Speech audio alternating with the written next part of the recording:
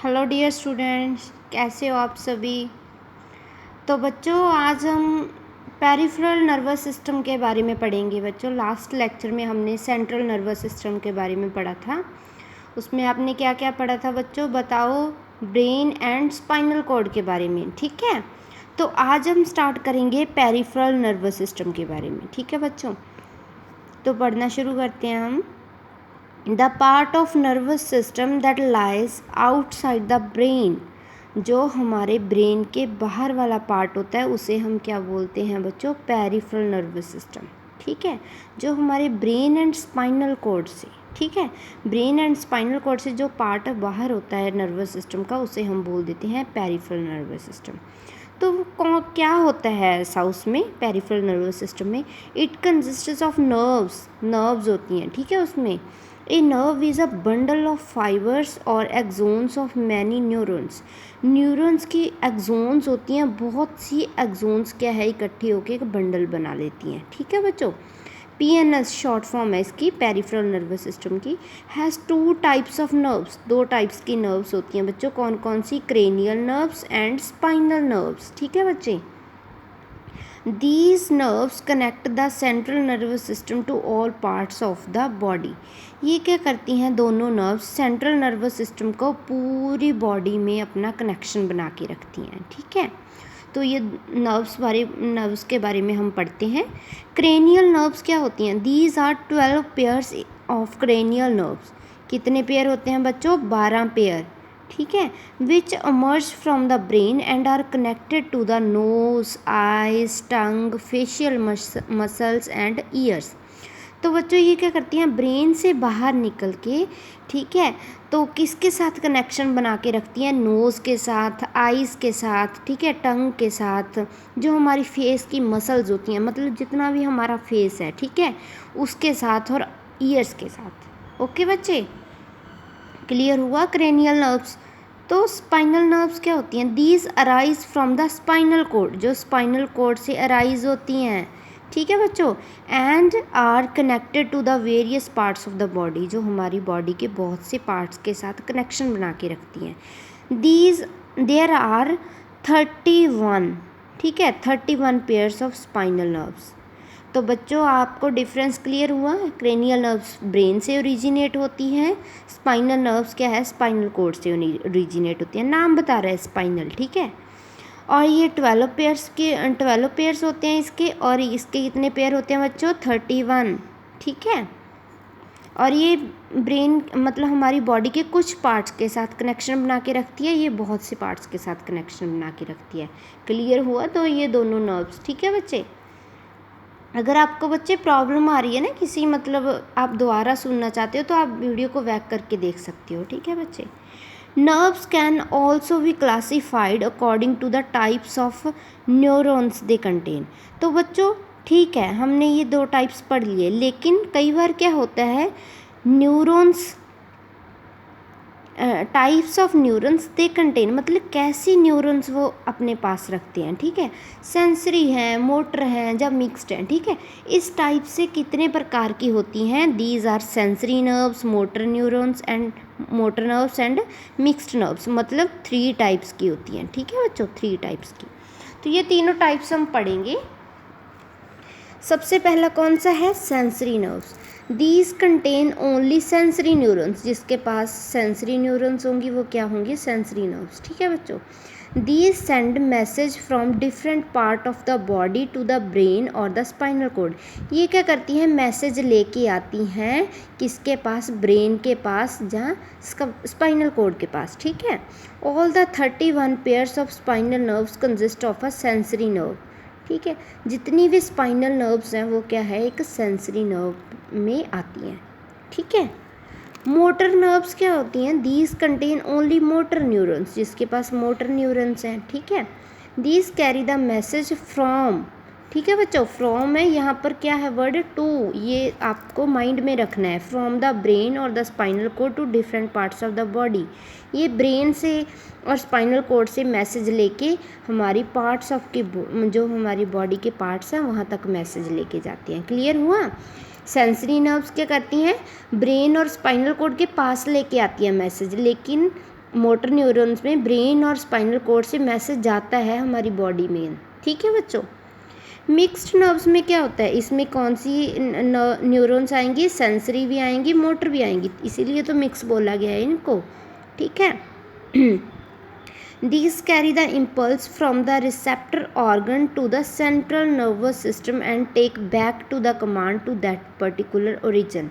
इसमें क्या होता है बच्चों, ये मैसेज लेके भी आती हैं और मैसेज अपना छोड़ के भी आती है, मतलब दोनों काम करती हैं। ठीक है, बैक कमांड भी देती हैं। क्लियर हुआ आपको ये तीनों नर्व्स के बारे में? ओके बच्चे।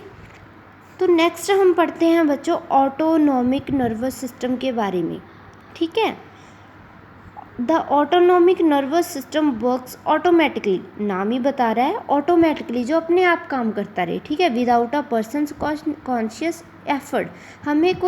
हम जो ह्यूमन बींग्स हैं उनको कोई एफर्ट ना करना पड़े, कोई अपना योगदान ना देना पड़े। ठीक है बच्चों। It controls the involuntary functions for the body such as blood pressure, heart beat, digestion and the rate of breathing. तो इसमें कौन सी आते हैं फंक्शन? इनवॉलंटरी। इनवॉलंटरी कौन से हुए बच्चों? जिसमें हमारा कोई योगदान नहीं है, हमारी मर्जी के अनुसार नहीं चलते, वहाँ पर क्या है, ऑटोनॉमिक नर्वस सिस्टम काम करता है। जैसे हार्ट बीट में, डाइजेशन में, रेट ऑफ ब्रीथिंग में, कैसे सांस लेते हैं हम। ठीक है। Another type of involuntary action of the body is reflex action. तो इसमें बच्चों रिफ्लेक्स एक्शन आता है एक मेन। ठीक है, जो हम क्या है स्टडी करेंगे। Let us study about it in detail. Okay बच्चों, रिफ्लेक्स एक्शन के बारे में पढ़ ले हम। Before studying the reflex action in detail let us understand a few basic terms. हम थोड़ी टर्म्स के बारे में जान लें क्योंकि इसमें यूज़ होगा। ठीक है। स्टिमुलस क्या होता है? It is the external factor that is perceived by the body and evokes a specific function reaction. मतलब हमें ऐसा सिग्नल मिलता है अपने एनवायरनमेंट से जिससे क्या है, हम उसके अपोजिट कोई ना कोई रिएक्शन होएगा। ओके बच्चों। रिस्पॉन्स ये रिएक्शन है। It is the action of the body that results due to the excitation induced by the stimulus. Stimulus मिलने के बाद क्या एक्शन दे रहा है, वो क्या है, रिस्पॉन्स। ये दोनों टर्म्स मैं आपको एग्जांपल देकर समझाती हूँ। ठीक है। जैसे बच्चों आप धूप में बाहर जाते हो, ठीक है, बहुत ही ज़्यादा तीखी धूप है, तो वहाँ पर क्या होगा, वो जो धूप है, जो लाइट है, वो क्या है बच्चों, स्टिमुलस, जो क्या है हमें एक एनवायरनमेंट की तरफ से मिल रहा है। क्या होगा, धूप में आपकी आइज़ ऑटोमेटिकली बंद हो जाती हैं। आपने नोट किया है कभी? नोट करके देखना। ठीक है बच्चों। तो रिस्पॉन्स क्या हुआ, जो हमारी ऑटोमेटिक जो आइज़ हैं क्लोज हो जाती हैं, वो क्या हो गया बच्चों, रिस्पॉन्स। ओके बच्चे, क्लियर हुए ये दोनों terms? Impulse, it is the information which travels through the nerves. जो इन्फॉर्मेशन क्या है बच्चों, नर्व्स में पास होकर जाती है, उसे क्या बोलते हैं, इम्पल्स। ठीक है, मैसेज हो गया एक टाइप का। रिसेप्टर्स क्या होते हैं? These are group of cells present in the sense organs that generate an impulse towards the central nervous system on receiving the stimulus. ये रिसेप्टर्स क्या करते हैं, जैसे ही उनको कोई स्टिमुलस मिला, जैसे लाइट में चले गए, ठीक है, तो क्या होगा, जो हमारे सेंस ऑर्गन्स हैं वो क्या है, एक इम्पल्स स्टार्ट करना शुरू कर देंगे। ठीक है, इम्पल्स कोई मैसेज देना शुरू कर देंगे। मैसेज देंगे किसको, सेंट्रल नर्वस सिस्टम को, ब्रेन को मैसेज देंगे, स्पाइनल कॉर्ड को मैसेज देंगे। ठीक है, तो फिर रिएक्शन क्या होता है, वो हम आइज़ बंद कर देते हैं। वो किसके पास होके मैसेज आता है, ब्रेन के पास, स्पाइनल कॉर्ड के पास। ठीक है बच्चों। इफेक्टर्स क्या होता है, ई फैक्टर्स। ओके, ई है। These are the organs, muscles और glands that function according to the impulse received from the brain और द स्पाइनल कॉर्ड।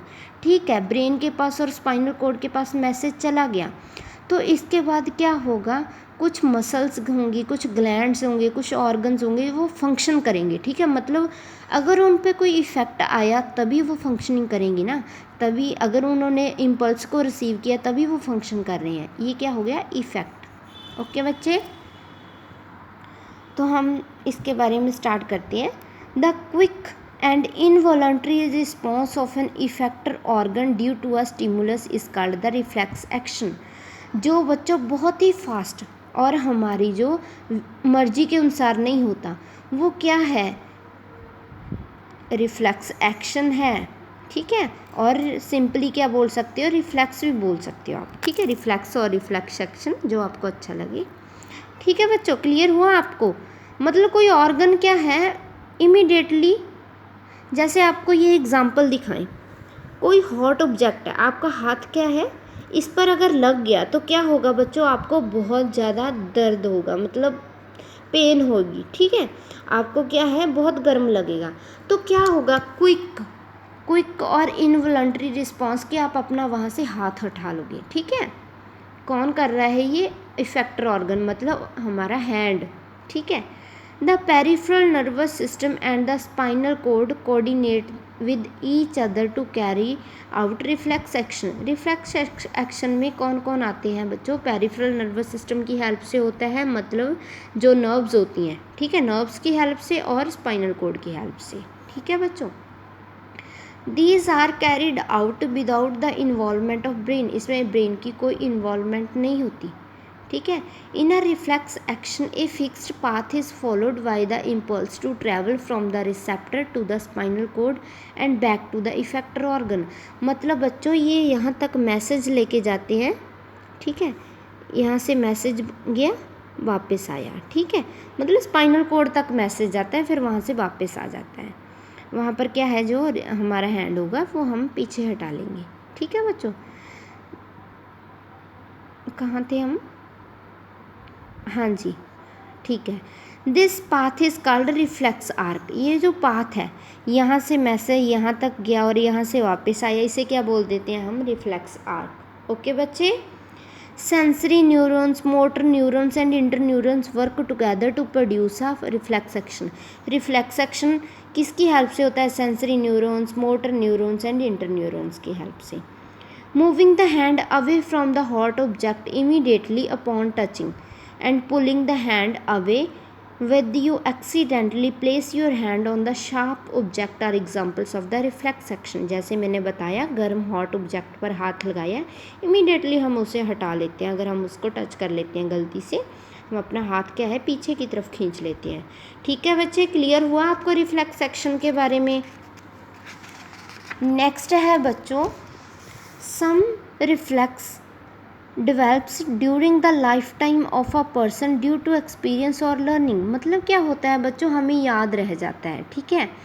जैसे क्या होता है, कई बार क्या होता है, हमें पता चल जाता है कि ये गर्म चीज़ है, ठीक है, ये हमें इफ़ेक्ट कर देती है, मतलब एक्सपीरियंस की वजह से, याददाश्त की वजह से हमें लाइफ टाइम क्या है वो याद रहते हैं, वो क्या है हमारे अंदर एक डेवलप हो जाते हैं कि अगर हम इसको टच करेंगे तो हमें गर्म लगेगा, ठीक है बच्चे। An example of such reflex is the watering of the mouth triggered by the smell और sight of the tasty food. Such reflexes are called conditioned. मतलब कुछ क्या होते हैं बच्चों, जो एक्शंस होते हैं कंडीशनली होते हैं। अगर कोई कंडीशन आती है, जैसे आपके मम्मी बहुत टेस्टी खाना बनाते हैं, ठीक है, सभी के मम्मी टेस्टी खाना बनाते हैं, तो क्या होता है आपके मुंह में पानी आ जाता है, ये क्या है बच्चों, कंडीशनड रिफ्लेक्स, ठीक है बच्चों। क्लियर हुआ, कंडीशनड, क्योंकि मम्मी क्या है सुबह खाना बनाती हैं, शाम को खाना बनाती हैं, ठीक है, मतलब एक कंडीशन हो गया, वो क्या है आपका माउथ में क्या है वाटर आ जाता है, ठीक है, पानी आ जाता है। ओके बच्चे। The conditioned reflex were first demonstrated by the Russian physiologist Ivan Pavlov in the year 1920। तो ये किसने दिया था conditional reflexes, firstly even Pavlov ने, ठीक है, इन 1929 में, ठीक है बच्चों। He conducted a famous experiment called bell experiment on a dog. उसने क्या किया, एक एक्सपेरिमेंट किया डॉग पर, ठीक है, बेल एक्सपेरिमेंट ऑन डॉग, ये उसके एक्सपेरिमेंट का नाम था। उसने क्या नोटिस किया बच्चों, ही noticed that dog produced saliva when it was given the food. जब वो क्या करता था, अपने कुत्ते को खाना देता था, तो क्या होता था बच्चों, क्या होता था बोलो, डॉग प्रोड्यूस सलाइवा, उसके मुंह में भी पानी आ जाता था, सलाइवा आ जाता था, ठीक है। When he rang a bell, जब वो बेल बजाता था, the dog did not salivate as the dog did not relate the sound of the bell with food, ठीक है। The dog was then trained over a period of time by ringing a bell every time it was offered food। मतलब बच्चे पहले क्या था, जब वो bell बजाता था तो वो कुत्ता क्या करता था, आ जाता था उसके पास, लेकिन उसके मुंह में पानी नहीं आता था, ठीक है, क्योंकि उसे नहीं पता था कि ये बेल मेरे खाने के लिए है। जब उसको थोड़ा ट्रेन किया गया तो बाद में उसे पता चला कि जब ये बेल बजती है तो क्या है, मेरे खाने को ऑफ़र कर रही है, मेरे को खाना मिलने वाला है, ठीक है बच्चों। After a long period of training, Pavlov noticed that dogs salivated merely at the sound of the bell even when there was a no food. मतलब जब उसने एक बार उसको ट्रेन कर दिया तो क्या हो गया, इसके बाद उसके मुंह में पानी आता ही रहा। मतलब जितने बार भी उसने अपने पास बुलाया बेल बजाकर तो क्या हुआ, उसके मुंह में पानी आता गया, ठीक है। The unfamiliar stimulus for example or ringing bell which acquired the capacity to evoke the reflex is called conditioner. मतलब जैसे क्या है, हमारे घर में गेस्ट आते हैं तो क्या है, अगर हमारी बेल बजती है तो हमें लगेगा कि हाँ ठीक है यार हमारे गेस्ट आ गए, ये क्या हो गया, conditioned stimulus. And the celebration in response to ringing of the bell is called the conditional reflex और कंडीशनड रिस्पॉन्स, ठीक है। मतलब यहाँ पर क्या कहा गया है, रिंगिंग बेल। तो क्या होता है बच्चों, रिंगिंग बेल हम यहाँ कुत्ते के लिए क्या था, एक ऑफ़र था खाने के लिए, उसके मुंह में क्या था, आ जाता था सलाइवा, ये क्या है, एक कंडीशनड रिफ्लेक्स है, ठीक है बच्चों। आपको यहाँ तक उम्मीद है समझ आ गया होगा। अगर आपको कोई प्रॉब्लम आई तो आप मेरे से पूछ सकते हो, ठीक है बच्चे। ओके बच्चे, थैंक यू।